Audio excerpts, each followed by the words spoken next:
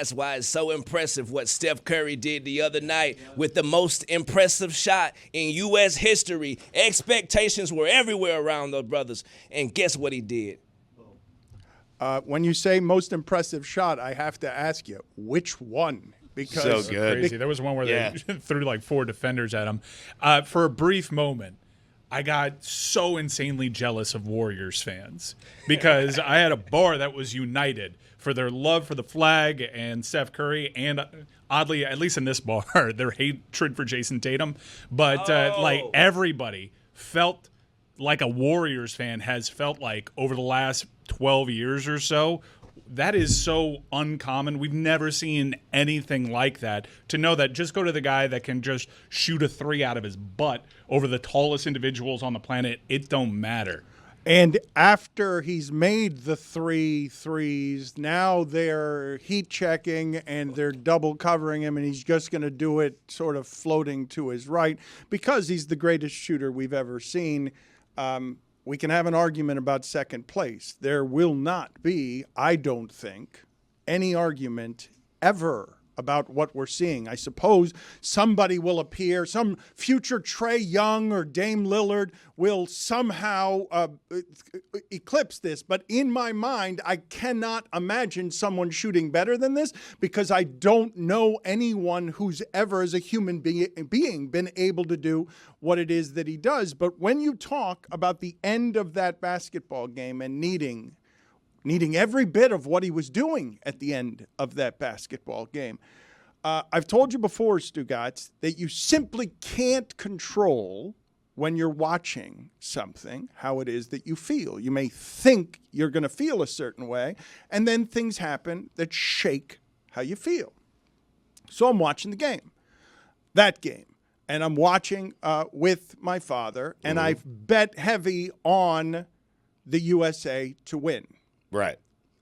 And the game gets... You laid the minus 2,000? No, I didn't do it on the money line. I got killed in the first half because that damn Yabasabi guy, he made one basket. I had minus 8.5, Yabi, yeah. And it took it from 10 to 8 at the basket over Anthony Davis.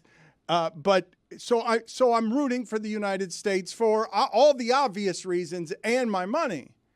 And then it gets close late, and I'm like, man, it'd be interesting if France won. Because I'm not going to win my bet anymore now. But the thing that it got me, that surprised me, was my patriotism, which I'm like, well, the French are a huge underdog. I tend to like those in sports. Those are some of my favorite things. The American team is kind of super loaded, unfair loaded. But it's a French underdog. That's right. And then that sweeps in after it. Yeah, I don't want the French to be happy about anything. Right.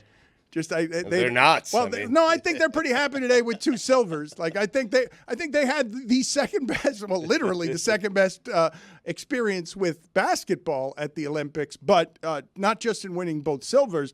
I think they all showed us something because they're like, I've thought of Spain as that kind of good. I've thought of Serbia as that kind of good. I do not think of the French as being this kind of competitive. And they turned the corner, Dan, when they started getting away from forcing their NBA stars into that lineup. They showed their depth, and they showed guys that aren't in the association can really ball out too.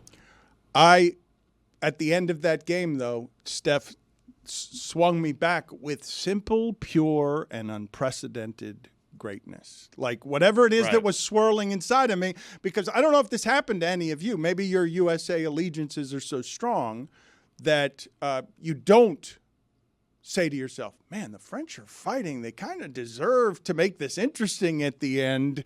I'm interested in a close game. I don't know how I'm going to feel at the end of this if the USA loses. I don't want them to lose, but I like underdogs, and that's a pretty cool story if Wemby can take out the entire team. But it also felt like that, too, against the Serbian team where they were down 14, 17 points, and you were coming to the grips of, damn, they might lose to Jokic and a bunch of guys that are kind of like C-level NBA players or not NBA players at all. So it's almost like we had that experience prior to. So when we got to France, it was like, all right, we've seen this team down double digits.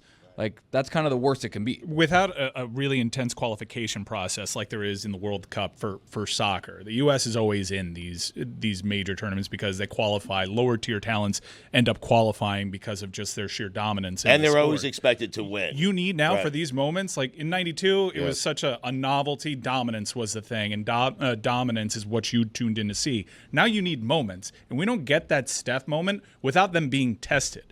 We don't get those LeBron moments against Serbia without them being tested. You kind of need them to be tested for this whole thing to work and for you to have iconic moments, because that image shooting over Wembanyama in an illustrious career, that might be the greatest photo he's ever taken. Hell, that might be the greatest photo ever taken in athletics.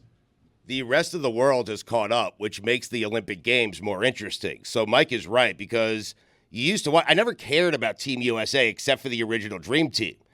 But they were expected to win, and not only win, but win big. And anything short of a gold was, they underperformed in terms of expectations. But because the rest of the world has caught up, because France has caught up, because Serbia is now really good and might have the best player in the world, I found myself entering that game yesterday, not really caring. But halfway through, I'm like, wow. This is close. France is good. And Steph put on a performance for the ages, and I found myself caring about this thing more than I ever have because the rest of the world has caught up to the United States. Congratulations, U.S. Olympic basketball team. I cared. You've done nothing more impressive than make Stugotz care about something in his 50s. That's something. That in is August. Unbelievable. Right. That is a testament. If we could etch that on the gold medal somehow, you summoned and stirred a single ember of care from Stugotz in his 50s. He doesn't care to shave. He doesn't care to clean. He doesn't care to get himself informed. But you stirred something, Steph Curry. They must have spiked the greens at your golf course. Something's going on. I'm not allowed to care about anything. I care. We've just gotten used to you not caring about anything, and seeing Steph summon caring from you is like seeing one of the wonders of the world.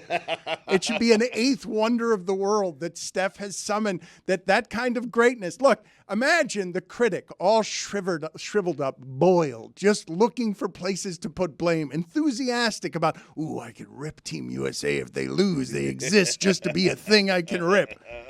And then Steph hits 4 shots, and they needed all of them because the game was close late, and everyone else got out of the way so that he could do it. That's to see them. All-time greats getting out of the way. Yes.